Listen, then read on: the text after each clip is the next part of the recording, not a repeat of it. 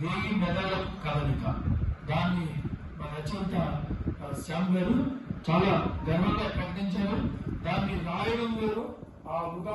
అనుదాత్త సమస్వరాలు ఉండేటట్లుగా పాటలు ఒక లయబద్ధంగా ఒక ఊరు ఒక తూగు ఉండేటట్లుగా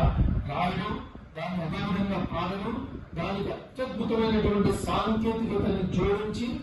చూసిన వాళ్ళు వెనకాల ఎంతమంది వ్యక్తులు ఉన్నారు, ఆనాడు జరిగినటువంటి బలిదానాలను గుర్తుకొచ్చేటట్లుగా అశోక్ శివారి గారు, మోడపల్లి వెంకయ్య గారు, విష్ణు దాల్మియా గారు, పుల్లారెడ్డి గారు మొదలుకున్న ప్రతి వ్యక్తిని వదిలిపెట్టకుండా